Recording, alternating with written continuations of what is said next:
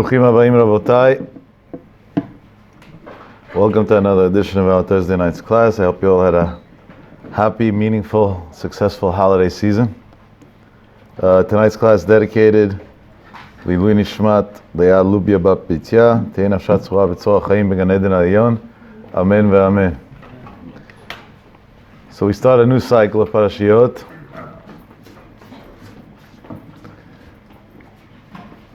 An opportunity to get a deeper meaning / understanding in the parashiyot, and a new year, Tafshin Pei, Teishnat Pidyon, a year that should bring redemption, Ruchanit v'Gashmiut to the whole Am Yisrael.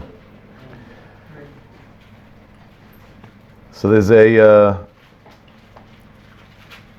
subject, and I purposely didn't title the class that subject, which is really the foundation of everything. One word: prayer, tefillah, koach tefillah. I didn't title the subject like it probably should have been titled, The Power of Prayer, for a technical reason, because for many, many years I never even spoke about prayer. Because I believe that in life you have to practice what you preach to perfection. And Chazal say that prayer is dvarim sheberumo shel olam. It's things in the highest place in the world. So it's very hard to preach about praying, because you really have to be perfect at it. So I avoided it for many years. 9 years ago, my Rebbe Zecher Tzadik Livracha once asked me to speak in a certain shul about prayer, koach tefillah. And I explained him my case of why I can't do it. And he heard me out. And then he told me, "You're right." He says, I actually respect the fact that you think that way, but I have a solution. Don't speak to the crowd, speak to yourself. Now it happens to be you're talking out loud, so they hear also. That's what he told me. So I'm giving you a disclaimer in advance.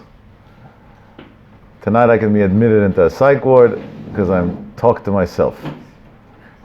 I mean that very seriously, by the way. That's not lip service. Because things on the top of the, in the highest place in the world, we all need to understand, and we all need chizukin on a regular basis. It's not easy. The foundation that we see, that in order to even start having success in anything in life, we need koach tefillah, starts right at the beginning of the creation of the world. Meaning it's in the DNA of the creation of the world. In Bereshit and Perek Beit, the Torah teaches us, Pasuk Hey, V'chol siach hasadeh terem yeh ba'aretz, v'chol esef hasadeh terem yitzmach. Nothing grew.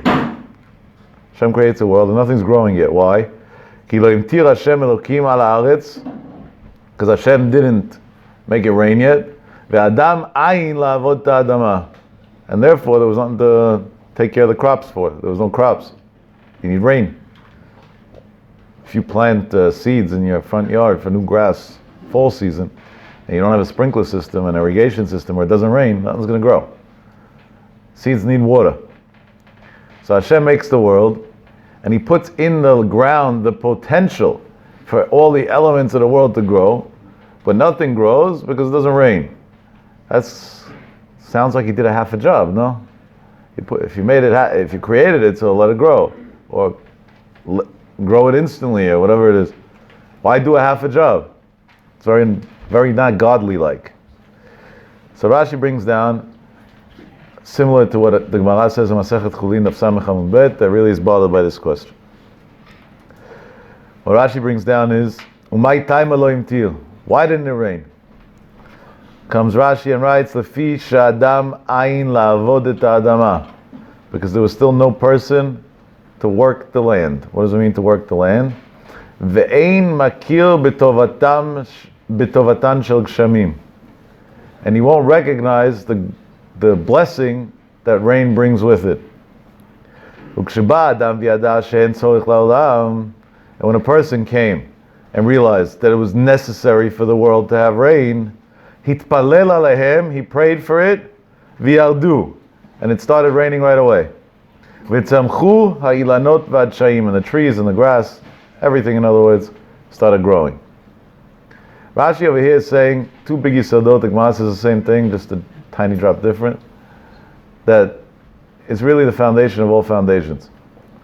Rashi is saying that even though Hashem created the world, and even though He created the world in a way that He wants crops to grow, and that He wants people to have what they need, and He wants the rain to come down, but as long as people don't pray for it, even what you're supposed to get, you don't get. It's like in heaven there's a vault. In that vault is everything that you need in life, plus some. And the key to the vault is your prayers. Let's say, for example, you have $1 billion in cash sitting in a safe, but you don't know the code to the safe. It's worthless. Until you don't get a locksmith to open the safe for you. Yeah, you have it. Yeah, it's yours. That's it. Hashem made a person perfect, flawless. Elokim bara adam yashar. Now, that's the vault. The vault is perfect. In reality, a lot of things look very not perfect, or feel very not perfect. That's because the key to the vault is this prayer. Number two, Rashi's saying a very deep thing, because he really says this is number one. It should be number two, in theory, right? Let's ask a question. We'll present it as a question so it'll be easier to understand. Rashi says, since there was no person to be makil b'tovatam shel kshamim, to identify the greatness or the blessing of rain, so therefore Hashem didn't send it, and when a person came and realized that the world needs rain, so he prayed and God sent it. So we just explained the prayer side of it, what Rashi's saying. Really, it should have been the other way around. He should have said, a person came and prayed for it, and because he prayed for it, so it rained, and now he knows tovatan shel kshamim, what rain produces. So Rashi's really saying a deep thing, that prayer, in part, is based on understanding the greatness of the outcome that it can bring with it. Meaning, if you don't understand that by davening Hashem listens to you, and you're literally opening up your spiritual vault in Shamayim to get blessing, so your prayer is not a whole prayer. It's lip service, yeah. A lot of people come to shul, they say, Amidah, tachonen la'adam da'at, they ask them, what does that mean? I don't know. Rafa'inu Hashem b'nei Rafeh, what does that mean? I don't know. So you didn't pray. You read a text. It's like listening to music in Chinese. I don't speak Chinese. Adi has a tshuva about it. If you're allowed to listen to non-Jewish music in a different language that you don't understand the words, if it's a problem, shirei agavim or not. It's almost like, if you don't know what you're saying, you don't know what you're doing, that's why Chazal teach us on prayer, Tavmat b'chavana, it's better to say less, but with intent and to understand what you're doing, than al beit shelo b'chavana, than to have a long prayer and whatever, but you don't know what's going on. This is what Rashi is telling us. So we see a big yisod over here. We're going to prove it from different places. We see a yisod that Hashem made in the DNA of creation. It's in Briat HaOlam. It's in Briat HaOlam. That in order for you to get something, you have to pray for it. You can't expect the machine to work if you oil it with the wrong ingredients. My favorite example is always the spoiled teenager who comes to his dad and he says, Dad, it was my sweet 16. I just, I have a driver's permit and now I need a Bugatti. And his father likes buying peace, otherwise known as not being a father. So he says, a Bugatti it is. Tomorrow you get it. And he comes home the next day from school and unbelievable. Outside with a blue ribbon, love Dad. Those words, love Dad, with gifts that are extravagant, normally mean bug off. That's what their translation should be. And he goes and he drives it, and after an hour or two he calls his father in a panic and he tells his father, Dad, the stupid car doesn't work. He says, what do you mean it doesn't work? It costs a fortune of money. I just bought it, brand new. So I'm telling you, it doesn't work. I'm on the side of the road. Can't go anywhere. Calls the dealer, yells at him. Dealer sends the tow truck right away to figure out what's going on. And the guy from the tow truck naively asked the boy, did you fill it up with gas? He's like, no, why would I do that? So what do you mean, why would you do that? Car needs gas. He says, my father already spent a crazy fortune on it. I have to spend more money now? Who are you to tell me what to do? He starts fighting with the tow truck guy on the side of the highway. Guy drives off. He says, you don't want it to work? Fine. Huh? Keep your car. Stand there. Good luck. Enjoy. Who's right? Obviously, the dealer and the tow truck guy is right. Why? For a simple reason. Because they bought it from the manufacturer. The manufacturer said how he made it and what it takes for it to work. You do it, good. You don't do it. At that point, was the kid punished that his car wasn't working? He wasn't punished. It's a technicality. You want to be an idiot? Good luck. Enjoy. Have fun. Tefillah is a technicality in the world.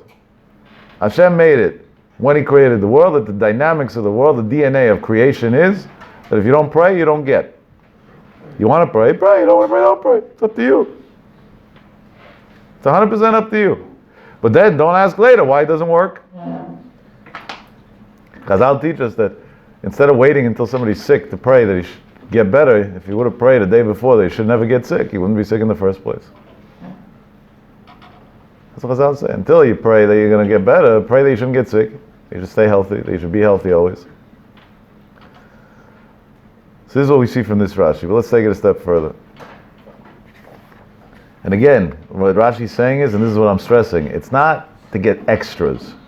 It's even what Hashem already decided that you deserve, that you rightfully deserve. Rosh Hashanah came and God signed off the whole Jewish nation, l'chaim tovim l'shalom, with all the blessings. You rightfully deserve it. It's not going to come if you don't ask for it.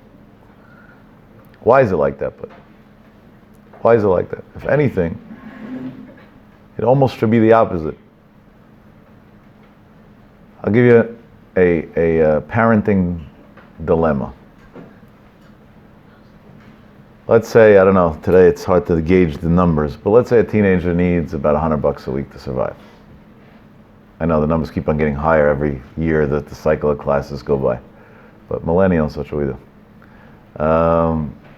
Now, I'm not saying that that's a number. I know some teens watch this, so please don't hold your parents to this. They may not be able to afford it. But hypothetically speaking, and let's say his parents can afford it and they want to give him $100 a week, spending money. What should the father do? Should he come to him Friday and tell him, I know you're going to need money next week, here's $100, love you? Or should he wait until the kid comes to him and tells him, Dad, I need money next week, can you please give me $100, and takes it out and gives it to him with a smile? Both are done with a smile, that's for sure. This has been written about for years. Years ago there were no parenting books, but in philosophical books, dated all the way back 1700 plus years ago, in Greek philosophy and other philosophy.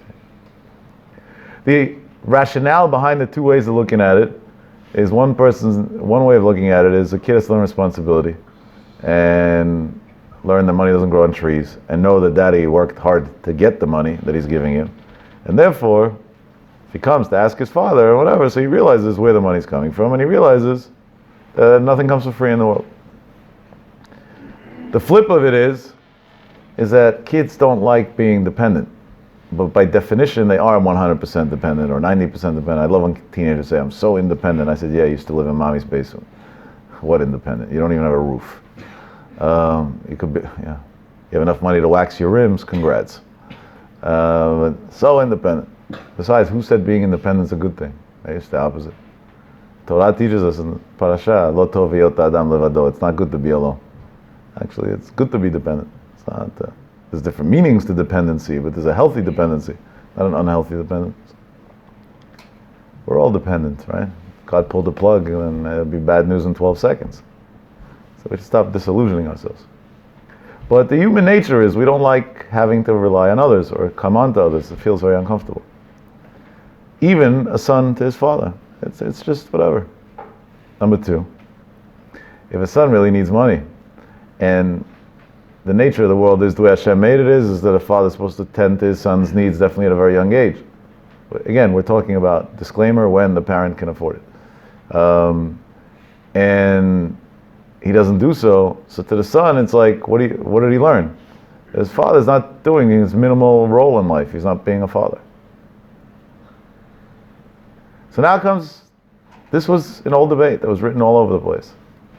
And there were those who sided this way and others who sided the other way. And if we went through it, we would bore each other now for 2 hours and with all the fancy names of people over the years. But I didn't really care what the philosophical end of it was, or what the psychological end of it was, honestly. I wanted to know, what does the Torah think? What does the Torah think? So once I asked my Rebbe, That was before my youngest was, of teenage years. I said, what's the right way to go about it? I said, there's a side here, a side there. And I remember his answer as if it's live now. He smiled to me and he said, Yaakov, stop reading all those stupid Geisha books. That was his answer. So I said, Rebbe, that wasn't an answer. What do you mean? He said, if you wouldn't read all those books, you wouldn't have a question at all. So I said, okay, can you tell me, but what you did with your kids, we'll play the word game and rephrase it? So he told me, of course I went first to give it to them. He says, in all my years, my children never had to ask me for a thing. I would always beat them to it. He said, you know why? He says, very simple why. Because if a child is to come to his father to ask, by the time he comes to his father to ask, he already feels my father hates me, doesn't care about me, is irresponsible, doesn't understand my needs, doesn't get me, and goodbye, and he wrote his father off. And next time he needs advice, he goes to the street to his friends to get it instead of to his father. That's what he said. I thought about it. And I know I wasn't raised that way. My mom doesn't watch this, so I could say that. And yeah, I said, you know what? It's true. It's true. Like in my mind, I associated the times that my father wasn't traveling for work or for chesed or whatever, and was home and, loaded me with money on his own. And the other times that I had to call him and say, Dad, I need money. And yeah, one time you feel one way and the other time you feel very different. It's an amazing thing. So if that's the case, it should be just the opposite. Hashem's our Father, right? So why do we have to ask? If anything, He should be the first to give it to us. What do we have to ask for? So the Gemara technically asks this question, not directly. I worded it in a way that we can all understand, but indirectly the Gemara asks this question. The Gemara is in Masechet Yuma, Daf Ayin Vav Amud Aleph. Over there the Gemara says, Shalu Talmidav et Reb Shimon Bar Yochai. The students asked Reb Shimon Bar Yochai, מפני מה לא ירד להם לישראל מן פעם אחת בשנה? Hashem, they were in the desert, they needed food. God went and gave them the man. If they needed food and God went and gave them the man, He should have given them a year's storage in their closet. So they should have security. A lot of people, from the day they start working, have an IRA and a savings account and retirement and a this and a that and all these fancy names. Why? Because they're putting away money for two things, for their older years and for a gray day. Right? It's called Miktane Ha'emona, the smallest level of emunah. We don't believe that God could help tomorrow, He can only help today. Again, that wasn't an opinion for everybody. It depends what level of faith you're holding by. But at the end of the day, that's what it really is. At least we should identify where we're holding. That's also a step in life, to know what you are and what you aren't. And I think it's much more important to know what you aren't than what you are. Because at least then you have a chance to become. Otherwise, you don't have a chance to become. But one way or the other. So we know this idea of saving up and storing and this and that. Some people are compulsive shoppers. I have a friend who owns a company, I don't want to say a name so we don't think we're doing advertising here, but what they do is design interiors of closets for luxury homes. And believe it or not, he's extremely wealthy. It seems like there's a lot of money in that industry. So a lot of times he sends me on WhatsApp pictures of just finished this job and a $20 million home. His part of it is a smaller amount, obviously much smaller, but and he shows off different things that he did. He doesn't only do closets, he does all these different stuff. Vanities for bathrooms, this, that. He sent me once a picture of a bathroom that was larger than my whole floor of my house, my whole main floor. A master bathroom, and I don't have a small house, thank God. I asked him if it was a wedding hall. That was my natural. I didn't understand what was going on there. Fountain in the middle and this. I thought it was the entrance of a wedding hall. Then he goes, no, it's a master bathroom. I was like, all right. But so recently he sent me a picture and he's like, this is one of the more exotic jobs that I've done. And he sends me this picture. And of course today there's a his closet and a hers closet because God forbid to share. And everything's his and hers. Yeah, of course. Look how crazy the world became. When you go to the hospital and fill out a form when it says male, female, or other, because God forbid we can't stick to science and say there's only male chromosomes and female chromosomes. But when it comes to a closet, we have a his and a hers. That we can't do together. We should start making a company for closets called Other. And have them both live together. You don't believe in gender differences, so make up your mind. That's how sick the world became. Where it's important to be together, where it's important to be not together, there they want to be together. Crazy. Anyway, so what was the big chiddush here? That was this woman in her hers closet built 1,500 cubbies for shoes. 1,500 cubbies for shoes. Sent me a picture. I heard of 15. In theory, I heard of 50. But she's 1,500. It's like 4 walls, 3.5 walls. They're all floor to ceiling to floor, cubbies for shoes. And the guy tells me that's besides what we built for her in the basement as storage. Now, which insane person needs 1,500 pairs of shoes? I feel bad for the person in the morning. What a decision. Start looking up and down. That one, no, maybe that one, the other one. If I had to bet, the lady probably walks out in flip-flops. So why would a person do such a thing? There is a medical disorder. It's called compulsive shopping. It's an addiction. It's actually an addiction. There is rehab for it. It's treatable. There is hope. And then there is a medical diagnosis like that. It's a compulsive behavior. In general, now this is not 100% across the board, but the statistics are relatively high, that people that grew up in poverty and later on made money are prone to be compulsive shoppers. Very interesting. Otherwise they go the opposite way, by the way. They're very, very stingy. The simple explanation is when you grow up with nothing and you suddenly have, you're always scared that you're going to go back to nothing. So you buy and buy and buy and buy without realizing that your push to buy is, in case something goes wrong, at least I have 1,500 pairs of shoes. It's like that in everything. I think Costco wouldn't be in business if not for people being compulsive shoppers. There's nobody who needs 18,000 cups in a case that's in a normal household. And we're not talking about Bnei Brak households with 20 kids, right? The average American, I don't know what they have, 2 kids, or 1 kid and 3 cats, or whatever it is. But that's the extent of it. But naturally, we're all compulsive shoppers in one level or the other. That's because of the fear of.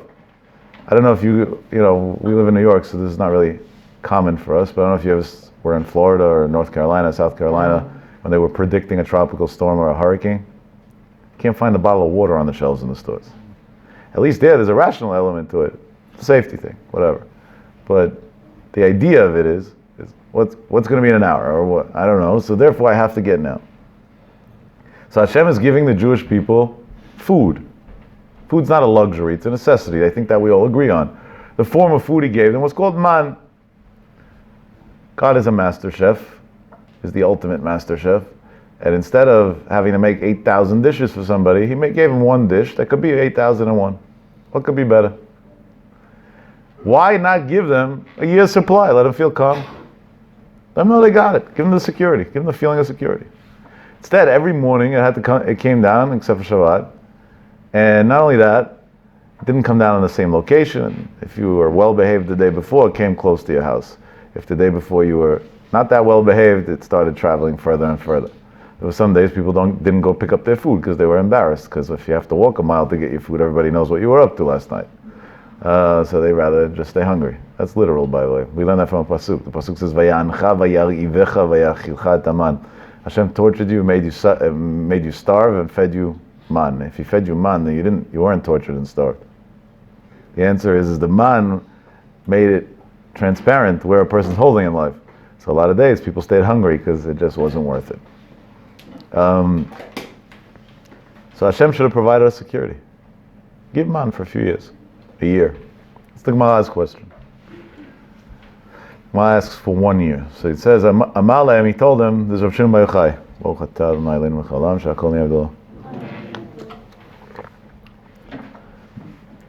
You want to know why? I'll tell you a parable. The melech basar v'dam sheyesh lo ben echad. There was a king, was an only child. Pasak lo mazonotav pa'am achat b'shana. He used to give him every year, at the beginning of the year, an allowance for the entire year. Lo haya makbil pnei aviv ela pa'am achat b'shana. And he only came to visit 1 time a year. I'm going to say something, but I, God forbid, don't mean this in a negative context. I have many, many visitors once a year. They're called Rashi Shivot, Rashi Kolelim, and rabbis from Israel. Once a year, they come to pick up a check, 5 minutes, and they leave. And they're very blessed visitors that I love when they come, and the more the merrier. But, it's a schus. But I do have one of those that's extremely unique. He comes a few times a year. Once a year, he comes to pick up a check, his yearly check. And the other times he comes to say, I happen to have been in America for a student's wedding, or for this, or for that. How can I be here and not say hello to you? And then out of respect, a lot of times I want to give him a few dollars, and he says, I didn't come for money. I'm not accepting. Goodbye, and he leaves. That's an Adam Gadol, a great man. Actually makes you feel that you're worth something beyond your checkbook. It's an Adam Gadol. So, this king used to give his son a yearly allowance. So he would come visit his dad once a year. Allowance time, money ran out. Let's come visit daddy so we get a restock. The father saw that he doesn't come visit him. He said, you know what? I'm going to stop his food. He shut down his credit card. And he let him know, you want money, no problem. Come pick it up every morning. There's always money for you. I'm not cutting you short. Just, I don't believe in credit cards anymore. Come pick up cash every morning. By default, he starts coming to visit his father every day. Comes to Gemara and says, Af Yisrael, Mi sheyesh lo arba'a v'chamisha banim. If somebody has 4 or 5 children, you have to understand this Gemara, because we're talking about the generation that came out of Egypt. And if I remember correctly, Chazal say in Egypt they had 6 babies at a time, could be 60, could be even 600. And here the Gemara is saying somebody has 4 or 5 children as a large number of children. How do those two go on side by side? I don't know, but that's what the Gemara says. Hayad Doeg used to worry, Ve'omer, Shema lo yered man lemachar. Maybe tomorrow there won't be man. V'nimtza'u kulanu meitim bera'av. And it'll come out that everybody will die of hunger. Nimtzad comes out, kulam mechavnim et libam la'avihem shebashamayim. As a result, everybody has their hearts turned towards God. Meaning, what the Gemara is saying is that HaKadosh Baruch Hu made it that we don't get what we need without prayer in order to secure that we maintain a relationship with Him. We learn this from Chazal in many places. There's so many incidents like that. How does that work with what we asked? And the answer is very simple, because HaKadosh Baruch Hu gives us so many freebies, and the greatest one of all is the fact that we woke up this morning, unlike many others that didn't, that is enough to feel the love and the concern of the relationship, and the rest of it, Hashem left the security that we maintain the relationship. Based on that, there's a brilliant pshat. It's brought down in a sefer called Derech Eitz HaChaim on Parashat Bereshit, and a ma'amar called Koach HaTfilah. It's written by Rav Pinchas Erlanger from Yerushalayim, a rabbi and a kollel student in our family's kollel. It says an unbelievable thing. When we eat something that you have to make a bracha achrona on, in the right amount, the right time, and let's say so one of the brachot achronot is borei nefashot. He says, let's pay attention to the words of borei nefashot. He says, this is great. This is really great. We say borei nefashot rabot v'chesronan. HaKadosh Baruch Hu made people and the things that they're missing. Akol ma shebarata, we bless Hashem and everything He created. La'achayot b'hem nefesh kol chai. So the simple understanding is, we're saying a blessing to God, before I was hungry, now I'm full, thank you. I had a chisaron, I was lacking food, nutrition, whatever it is. Now I got what I need. Thank you. Simple decency, right?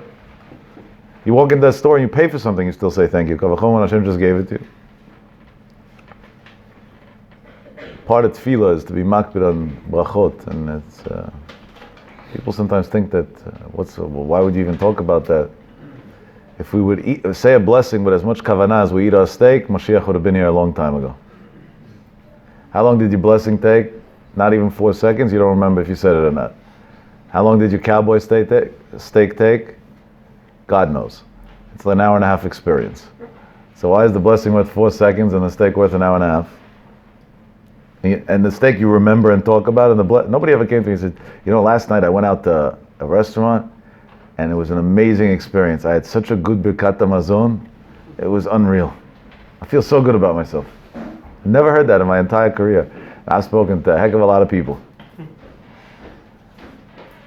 But I have heard countless times, you got to try this restaurant, you got to go to this place, the food there is amazing. And I'm sure it is.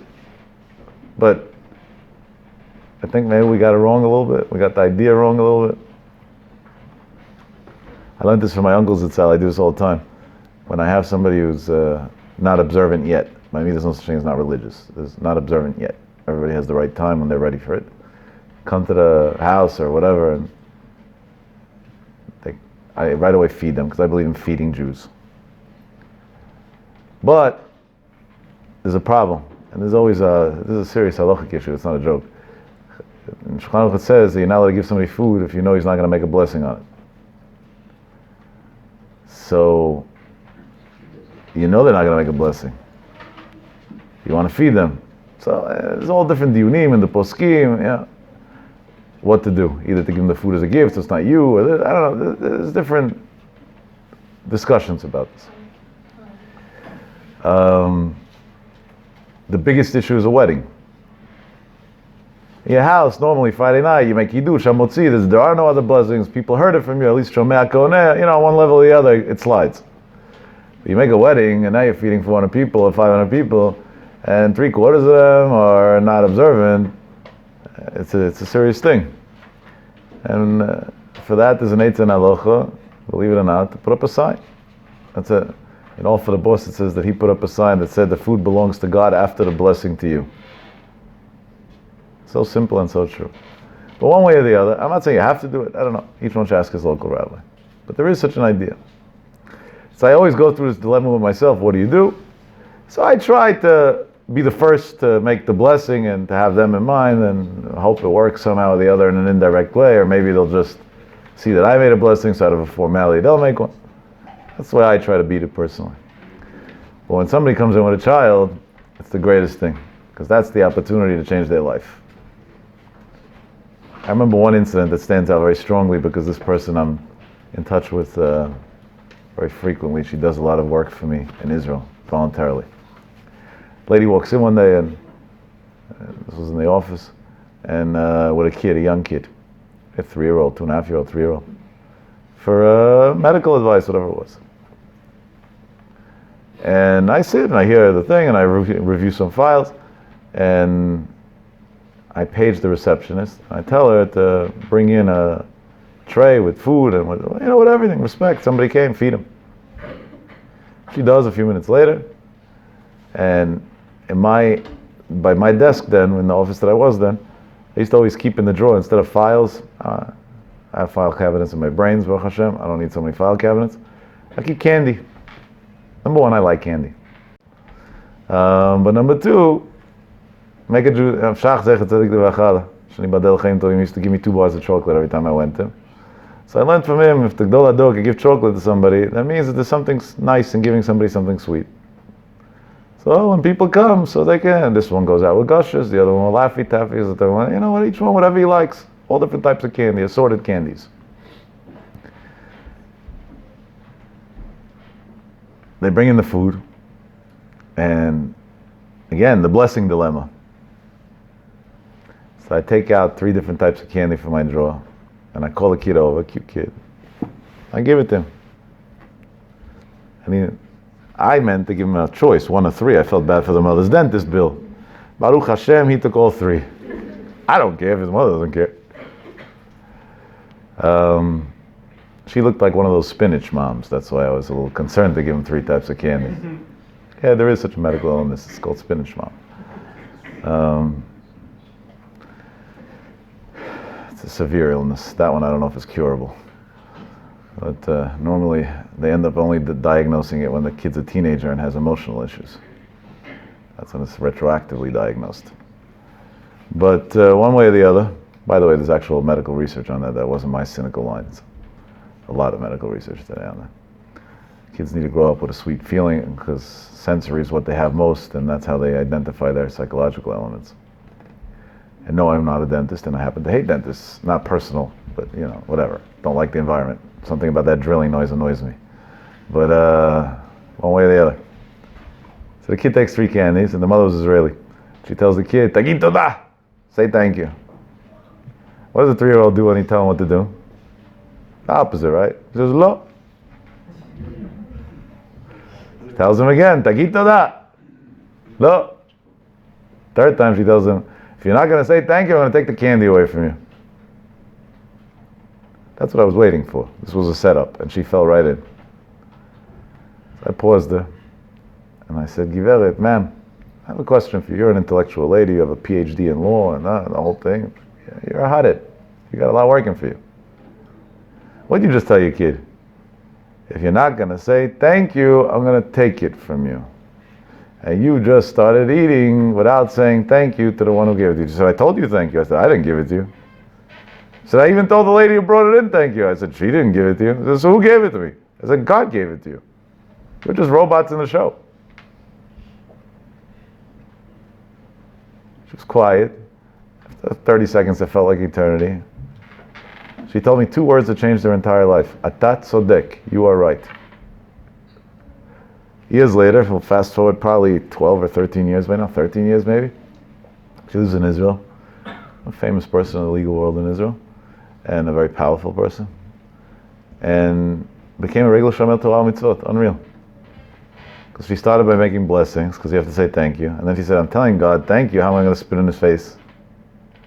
That's a contradiction. You don't tell somebody thank you and slap him at the same time. So suddenly the genes were out, and this was out, and the other was out, and she became frum. She started keeping Torah mitzvot. Unbelievable. Ava bracha. Tagid toda. See, sometimes you can make somebody frum through giving a kid a candy. Amazing. But one way or the other, that's our todah. We're saying thank you. Tagid toda, yeah? We have to live up to that. That's not a joke. So the simple understanding is, yeah, I was missing something, now I have it. I got it from you, God. Thank you. That's a simple understanding. I have a close friend who's a psychiatrist, an amazing guy, helps a lot of people in the world, Jews and non, and genius of a chemist as well. And one day he told me he has his own pshat in this blessing. He said, "I say Borei Nefashot many, many times a day." So this is a little cynical, but whatever. He said, "God, Borei Nefashot Rabot U'Chesronan," Hashem made a lot of people with different issues. La'achiyot b'hem nefesh kol chai. So I should have a living. I should have parnosa. So imagine everybody was happy. I wouldn't have a living. He said, this one's depressed, the other one's anxious, the third one's in general just angry at the world. So I have a good living. I can make $900 every 40 minutes. Comes Rav Erlinger in the Sefer and he says a real pshat. Unbelievable. He says, HaKadosh Baruch Hu is telling you, what's the blessing? You're saying a blessing not on the food that you got. That's of course, it's a given. For that you don't need a blessing, that's a no-brainer. Borei nefashot rabot b'chesronan. You're saying thank you to Hashem for creating you needy. That you have chesronot, that you have issues. Sometimes people sit down across from me and say, Yaakov, I can't handle myself, I have so many issues. I say, thank God. What a blessing. I don't want to punch you in the face at that point, right? I'm coming to you and saying I have issues, and you're telling me, thank God? Yeah, Baruch Hashem, thank God, amazing, what could be better? I said, what are you talking about? And I tell him this yisod. I say, you say a blessing so many times a day, you don't even mean it. Borei nefashot, thank you Hashem for creating me with issues. For creating me with things that I'm lacking in my life. Why? Lehachayot bahem nefesh kol chai. Because through the chisaron, through needing, based on the Gemara that we quoted just now from Yumai and Vav, you end up realizing that you have to pray, and at that point, you're a chai, you become alive. It's not va'ayin, va'adam. It's not the ground didn't grow yet, because there was nobody to pray.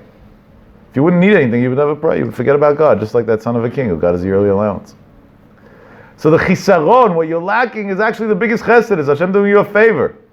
He's giving you the opportunity to pray. Once somebody came to me and said what he thought was a joke. He didn't realize it was a pasuk. He said, I know God loves me a lot. I said, I know that too. He says, Bni b'chori Yisrael asher ahavta, you're my oldest child that I love most. He says, no, I know it from a different place. I said, how do you know? He said, because I once heard you saying in a class that you have issues, so you should pray. I have so many issues, God must love talking to me. Or hearing from me, whatever he said. So I know God loves me. He said, unfortunately, if you would mean what you said, you wouldn't have any problems. Because you would have a relationship with Hashem and you would feel differently about everything and you wouldn't be negative and cynical about everything. And your life would be different. Because it's lip service and you don't mean one word you just said, that's where you went all wrong. But if be'etzim you would really understand that, 100%. I said, I'll bring you a proof. Et asher yohav Hashem, what does it say in the pasuk? Somebody who God loves. Imagine today, you go and you ask somebody, how do we see externally at least, so, who loves who, or who, not even love, who can tolerate who? So one of the easiest things to say is, we see if they provide for them, if they do for them, right? These are the basic things that you do for people that you're responsible for, that you're supposed to love. Hashem is responsible for us. He put us here, right? Et asher yohav Hashem, it should say, Yiten lo, he's going to give him, I don't know, yivarech oto, bless him. It doesn't say that. Et asher yohav Hashem, the one who Hashem loves, yochiach, he's going to give him a hard time.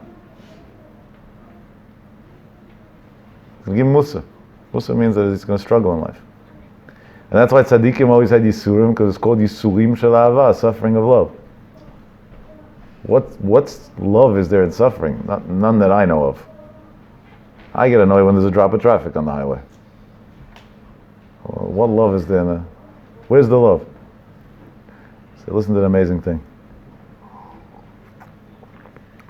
I had the unfortunate merit to witness this. It sounds like a paradox, unfortunate merit, but you'll understand in a minute. I had a Magid Shiur in Yeshiva. He was one of the Shei Yeshivot in Kol Torah. He also lived with Chavruta for a couple of years. He died young of lung cancer. He was 70 years old when he passed away. His name was Rav Shimon Moshe Diskin. He was known as Rav Simonik Diskin. That was his nickname. The owner of a genius. He knew Kol Torah by heart. He used to say Shir, and there was, I don't know, maybe 110 boys there, and we were lions in learning. And he would come without books. He just knew it all by heart. He didn't need a book. And he would quote to the letter. He would literally quote to the letter. To the point that sometimes boys would tell him, Rabbi, you misquoted, or you missed a word, or this or that. He would say, yeah, you probably have the print from 1990 whatever, or 1980. In the updated print from Ozvada of this year, they fixed it. Really, the word is like that. And he was always right. It was like a phenomenon. It made no sense. A walking computer. A person who learned nonstop and everything. He was sick when he was 60 with cancer, got out of it, then came back, and Hashem called him to Gan Eden. It was about 2 or 2.5 weeks before he passed away. Went to visit him in the hospital. You know, a guest comes from Chutz La'aretz, from America. What do? Normally when you come for such reasons, nothing. You stay quiet. I don't know. It's very sad to see a person in such a situation. Not Rav Diskin. He knew he would never give in to a frown. By him, life was always one big smile. He looks at me and says, Yaakov Chabo, welcome. You came? You brought a bottle of whiskey? I'm looking at him. He could barely talk. So our machines, Hashem Yahweh, we should never know. Whiskey? What whiskey? I thought maybe he used the morphine pump a little too much. I said, honestly, that's what I would thought. I said, Rabbi, what whiskey? He said, you didn't bring? No, go buy. His sons are there. 2 of his sons were there. Shibadlu Chaim Tovim. Huge Talmidei Chachamim. They said, Dad, there's no whiskey. You can't drink water. It's pikuach nefesh. What whiskey? And he's stubborn. Bring whiskey. After a while, they saw they weren't getting anywhere. They told me, okay, you go bring it. In the meantime, we'll convince him out of it. That's what they said. I went to take a cab from the hospital to find a liquor store to buy a bottle to come back. Now it's your Rebbe. You're not going to just bring, a Glen 12. That's not for human consumption. So it's a bottle, and in Israel there's like 135% tax on alcohol. So you can imagine what these things cost. And I come back, and And I knew he liked life and high class and doing everything right. He was very into that. So I even went to a store and I bought glass cups, and then I had to go to the mikveh to dip them and that. So the whole deal. Nice Scotch glasses. Well, did it right. I was back 45 minutes later, half an hour later, whatever it was. And he tells me like this: pour 5 glasses. Okay. I pour 5 glasses. So who the 5 glasses for? First of all, there's only 4 of us. He said, yeah, 3 are going to be used and 2 are going to stay. Now that's getting weirder. I'm like, okay, well, who's are getting used and who's staying? He says, I'm not allowed to drink. So I can't drink water, definitely not whiskey. That's not a question. But 1 glass is for me, that's to stay. So if I ever get healthy, then I have it. So another glass is for HaKadosh Baruch Hu, Hashem. Because the Gemara says, Shechina merashotav l'chol ed, the Shechina is on top of a sick person's head. Hashem is here. And the other 3, one's for you, one son, one's for the other son, one's for you. I said, okay, and he said, you know what we're drinking for? What's the celebration? So I said, no, I don't. Honestly, this whole thing is very awkward right now. So he says, let me tell you what this is for. He said, when I was healthy, I was on top of the world. I was a Rosh Shiva, I gave shir, hundreds of boys. Every 6 months, a new cycle of 110 boys go into my hands, thousands and thousands of boys over the years. I wrote many Sfarim, most popular household Sfarim by the Olam HaTorah. I know the whole Torah by heart. I love learning. I lived paradise every second of the day. He said, but you know what the danger was? That it was I. So I felt like everything was perfect. I had it made. If somebody would have asked me 5 years ago, is there anything you need in life or want in life? I would have said, my life is as perfect as could be. Couldn't get better. So then you know what I lost as a result? A relationship with Hashem. He said, I was sitting and learning Torah all day and teaching Torah all day and night. And with all of that, I only now realized that I was missing a relationship with Hashem.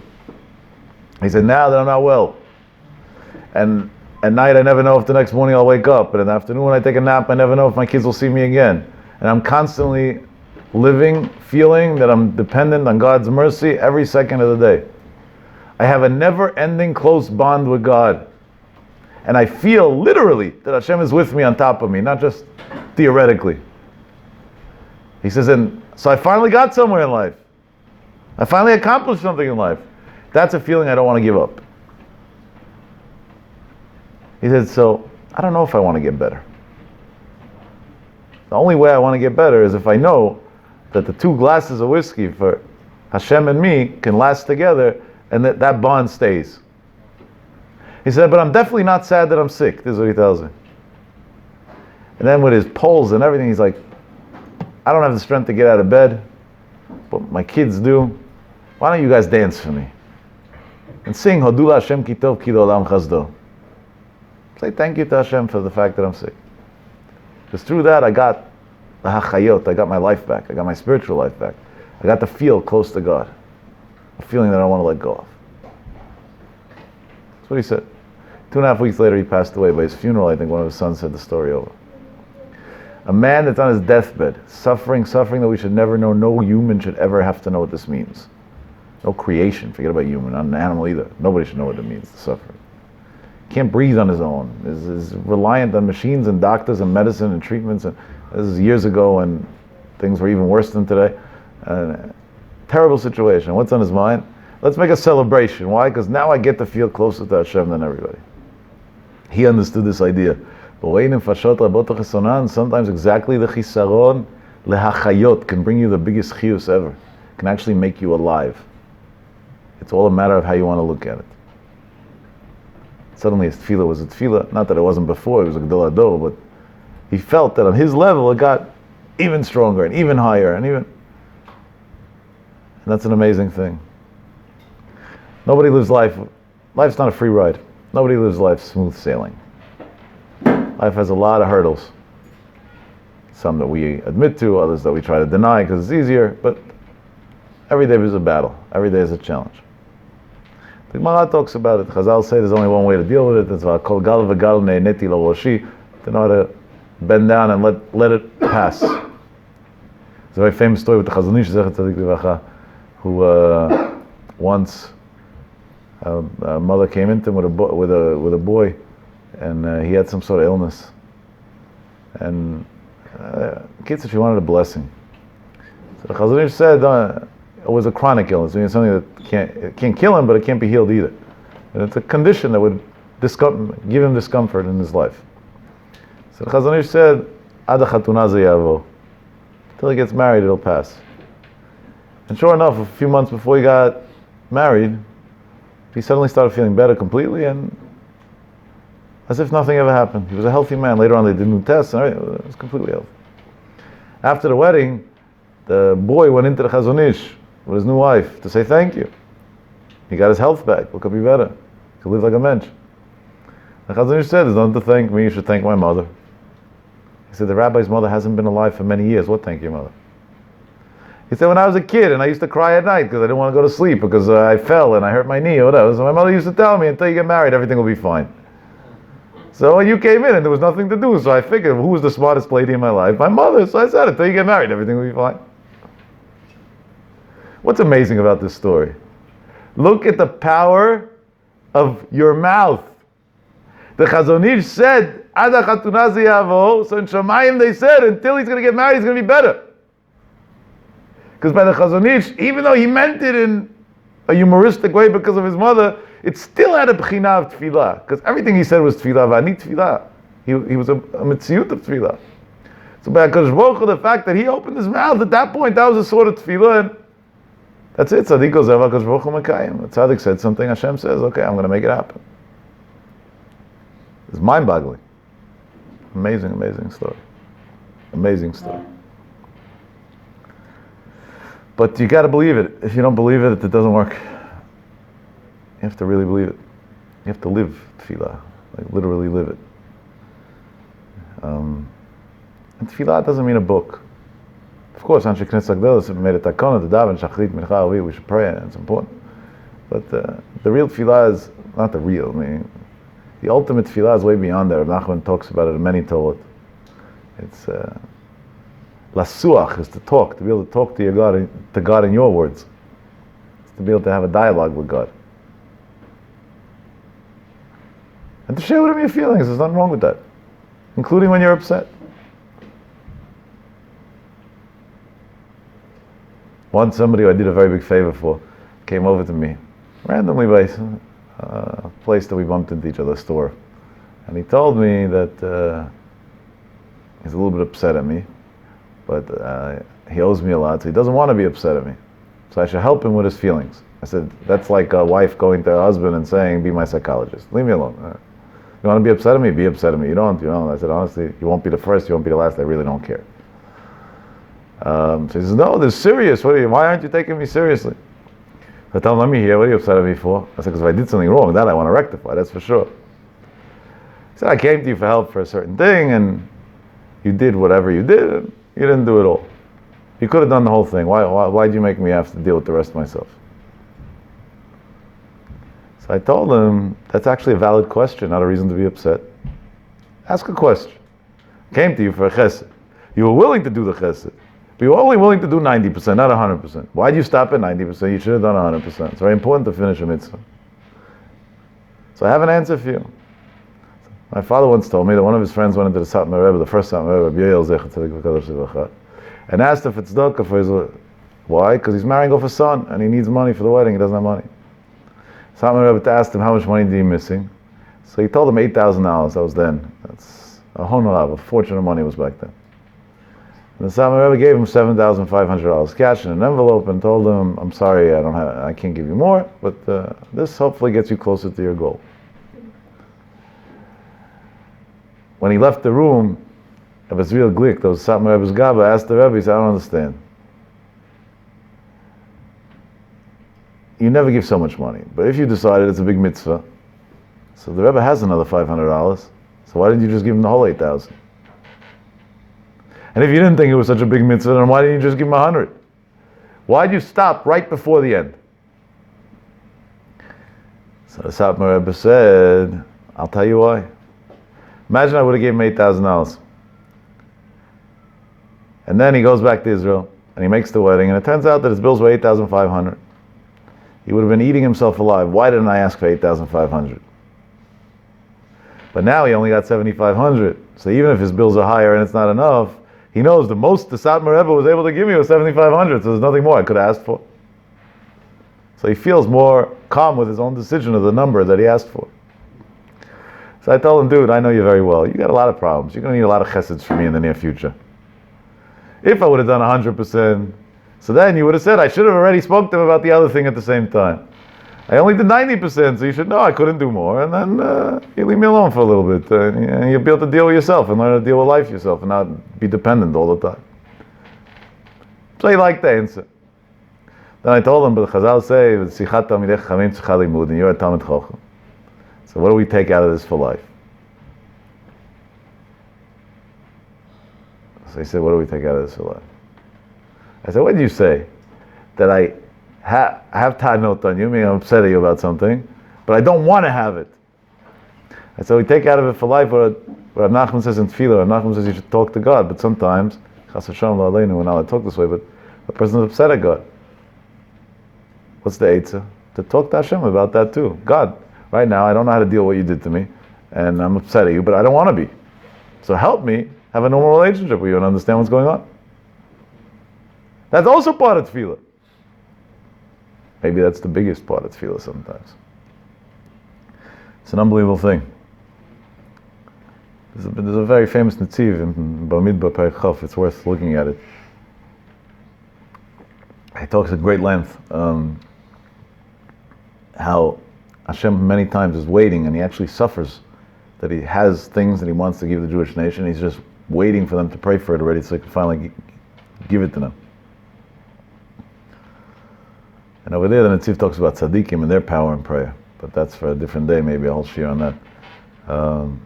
A tzaddik's power, he could say one word out of his mouth, and I'll end off with a thought and then a story that's not related at all, but it was a yahrzeit of a very great man who I was very close to for many years today, so I feel obligated to say something. But the thought is, this great man that I want to talk about, his name was Rav Yaakov Yagen. There was a book published in Hebrew. Now I think there's an English translation called Vayomer Hineni. If you want to see what it means to be great in this generation, then I don't think you can get bigger and better than that. Just to give you musagim of Rav Yaakov greatness, he was the Tribune Rav's son-in-law, Bezivuk Sheni. So he was Rosh Yeshiva in Tribune. When I got married, my father very much wanted him to come marry me off. Now, he lived in Israel, he was Rosh Yeshiva. I lived in New York, I was getting married in New York. And it's a waste of time for him, number one. Number two, it's a physical toll of the body as well. Number three, he'd never miss a shiur, for no reasons. The only time he missed shiur was when he was an orphan, in Avel, when he was mourning for his son that died during his life. But he never missed shiur. On the other hand, by him to do chesed for a Jew, there was no limits, no boundaries. So he asked us to schedule the chuppah at a specific time during the day, because he made a calculation that he's able to take flights in a way that he won't miss a shiur. He'll be able to say the shiur the night before and get back in time to be in America for 28 hours in total, whatever it is. And with the time changes and that, so he's able to still be able to get in his shiur without missing.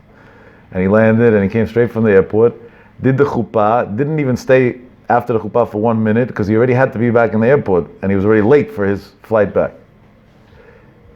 Not only was he a giant in Torah and Tefillah and everything, he was a giant in Chesed. Giant. Unbelievable giant. So once I had a situation, a dilemma, whatever it was. I wanted to go on vacation with my wife for a few days and we wanted to go to Florida. And the only time that I had available to go was during the 9 days. During the 9 days, it's not a time to go on vacation. On the other hand, I wasn't sure, maybe in my personal situation it's a little bit different because there is no other time. Happened to be that year, there was 3 days during the 9 days that I can get away. And it's necessary sometimes. So I called him to ask. So first I called my Rebbe. My Rebbe said he's not sure, he doesn't feel comfortable, at the same time he doesn't want to say no. He says, call somebody else. I said, who should I call? He's like, tell me your friends, Rabbi Avram, call Rabbi Avram. Friends. One day I should get to the dust under his feet would also be good, but Rav Avraham was a humble man, so he made it as if everybody was his friend. So I called Rav Avraham, and Rav Avraham tells me like this. If your question is the 9 days part of it, in your personal situation, now I'm stressing that because it's not a psak halacha, you're allowed to go, that's not a subject. But being that I happen to know a little bit about the United States because I was there for a while when my son was sick, so I know that from New Jersey to Florida, you don't drive normally, you take a plane. And to fly to Florida is a sakana. And in the 9 days we don't do dangerous things. He said, if you were flying to Israel, there's a shmira, a protection, so that's not a problem. But to Florida, that's a sakana, we don't do dangerous things. I said, so what should I do? He said, don't go to Florida, go somewhere else, whatever it is. Then he told me at the end, and I give you a blessing, Hashem should give you time, other times of the year that you should be able to go on vacation. You shouldn't have to rely on this 9-day thing. That's what he said, that was the conversation. I call back my Rebbe, and I tell him, Rebbe, you didn't answer, he didn't answer straight. He said, what did he say? Tell me what he said. So I told him what he said. He said he did answer. You're not allowed to go. Don't get on a plane. He said, not into Florida. During the 9 days this year, you're not allowed to go. Next year, you could go wherever you want. So I tell him, what do you mean? If you can't go, so they say like this. Flying is not dangerous. It's actually the safest mean of transportation in the world today, by far. Look at the stats. But, so therefore, during the 9 days, you are allowed to fly. There's no reason why not to fly. I'm saying if there's a tzorech, obviously. But, if a tzaddik said out of his mouth, flying to Florida in the 9 days is dangerous, that means for you it is a sakana. If you'll get on a plane, God forbid something's going to happen. Because it already came out of his mouth. And therefore, this year, you're not allowed to get on any plane during the 9 days. There's no question about it. Anywhere. Nothing to do with this. Next year, business goes back to usual. Ad kedei kach is the tzidkus. I tried the drive thing once, by the way. Let me tell you exactly what happened. I got there. When I got there, I was so tired and so drained that I paid whatever amount of money it was, put my car in a truck, and had a truck drive my car back to Jersey. And then bought a one-way ticket back home. That's literal, it's not an exaggeration. And I didn't drive to Florida out of an adventure or being bored or driving cross-country. There was some massive blizzard that year, and I had a very important function to attend, and there was no flights were grounded for a day and a half, so the only way to get there was to drive. So I drove through a snowstorm for the first 7 hours. But yeah, so I sent my car in a truck back. So, no, not a good idea. If you have extra hours, give them to me. I'm short hours in my day. Don't be wasting them on the roads driving to Florida. It's fine. You can do it out. But anyway, so that was Rav Avraham. And I say this to show how Gedolei Yisrael valued each other's words. Just somebody said it, he said it out of his mouth, that's it. That's enough of a reason already. And I end off with a story that has nothing to do with anything we spoke about. But it puts in perspective what it means to be a Torah giant. Rav Avraham didn't sleep much. I spent a lot of days with him straight, so I can tell you, I witnessed it with my own eyes. I don't know if he slept 2 hours a day. Maybe. Even that I'm not sure. And even that was done like the Vilna Gaon used to do it. It was split in segments of 10-15 minutes at a time. He would nap a little bit. Now, he would never admit to it because he was a very humble person, but the way we know it's true is because the Ashkenaz, if they don't sleep at night, they don't say Birkat Torah. And every morning, you always looked for somebody to be Motzi Midei Chovah and Birkat Torah. So you know he never went to sleep. Besides, I was with him. I shared a room with him even. I know he didn't sleep. He learned nonstop. He was a learning machine. Learning a chesed nonstop.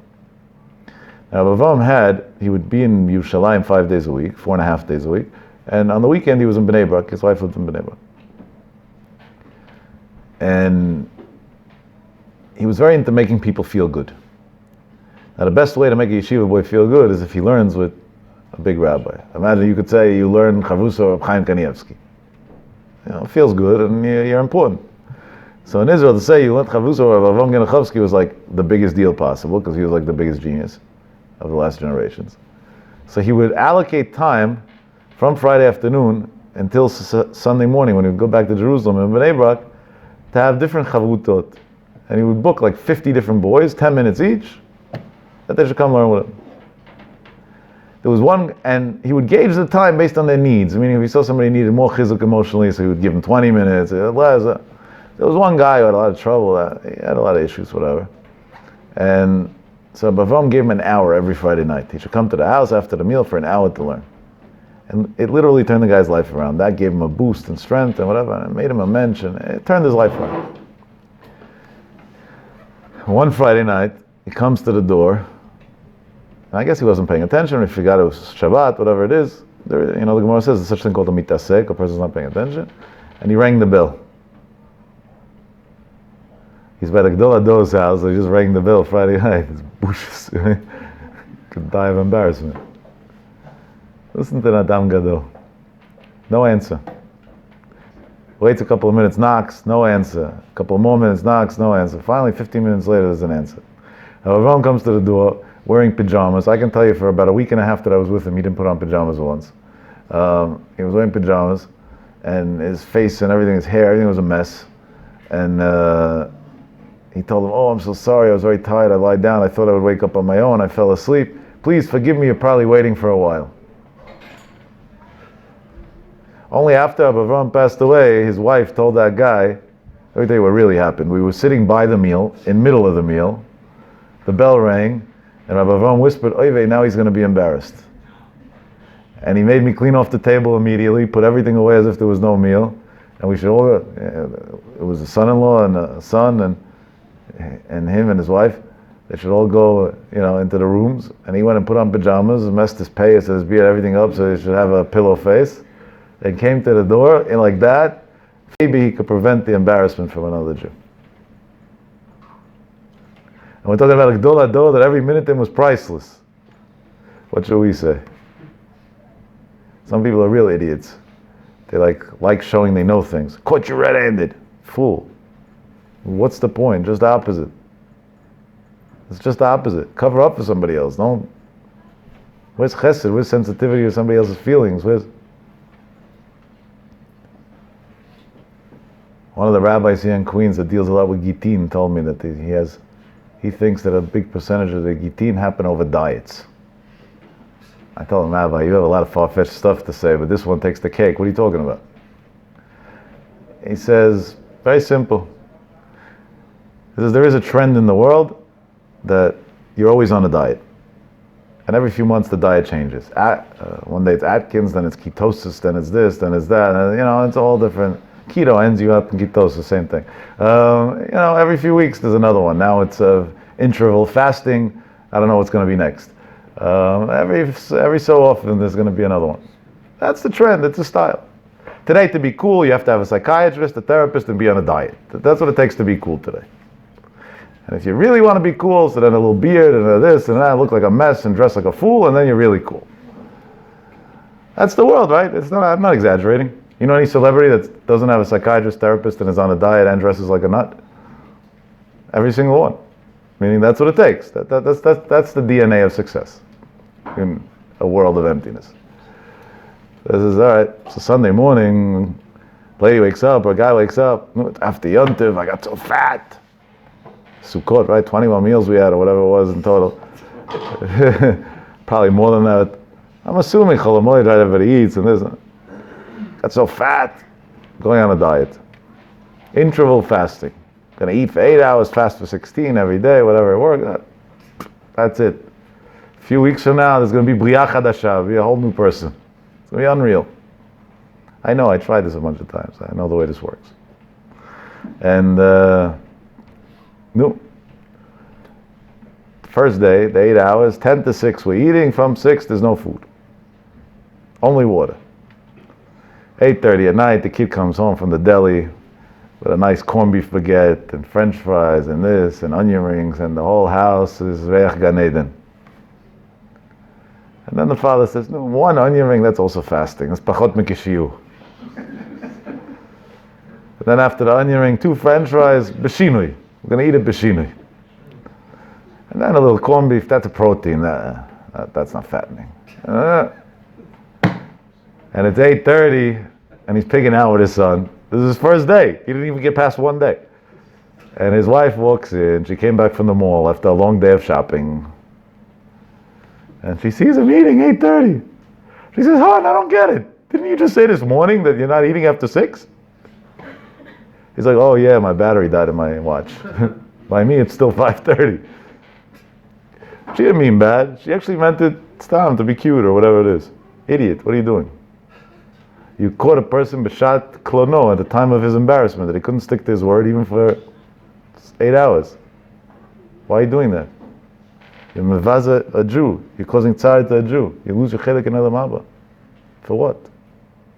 You see your husband eating after he said he was going to be on a diet, don't go into the kitchen. Make believe you didn't see. And if he tells you he cheated that day, say, nah, you always stick to your word. There's no way that those onion rings you're imagining. You were sleeping, it couldn't be, you didn't eat them. By the way, if you take that method, it actually helps. Because then people are motivated to do what's right because they see they have a support system. The gym, right? We all prior. New Year's, everybody's going to sign up to gyms again, another year of wasted money. And the gym business is based on that. For a gym to be profitable, they have to have a 9 to 1 ratio and people that pay it, then people that actually show up. Meaning if more than 10% of their members show up, the gym loses money. The whole business model is reel people in on New Year's resolutions and make sure they don't come. That is the model. And that's why if somebody, God forbid, does show up, so right away they shove them a personal trainer so those margins will at least cover for the losses of them showing up. That is the industry. So some teenager comes to his parents and says, yeah, I'm going to start working out, I'm going to have such a six-pack, oh my God. There was never something like that in history. Okay, if that makes him happy, nothing wrong with that. It's good to be fit and healthy. And his father asks him, and how are you going to do it? I'm going to work out, I'm going to lift weights, I'm going to do cardio, I'm going to this, and that, even some creatine, some everything together. It's going to be yontif for kids. And the next day he's on his Wii playing, I don't know what. No cardio and no weights and no. It's not a good piece of advice. If you buy a treadmill, keep it in your bedroom. Because at least then you could use it as a hanger. If you keep it in the basement like I did, it's not even a hanger. Really worthless. Because we're all like that, right? That's the mitzvah. But then the father comes to the kid 2 days later, and he says, see, you can't even stick to it for one day. You didn't do it. You didn't work out today. Like that, he's never going to get anywhere in life. What are you doing? What are you carrying? It's like that. I would tell him, hey, Dad, and how many times did you not stick to, That's what Rav Yaakov told us. It was worth it for the Gdol Ador to go put on pajamas, make a fool out of himself, everything, just so maybe the boy will think, yeah, the rabbi was sleeping, he didn't hear my buzzer, the buzzer ring when I rang the bell. Maybe.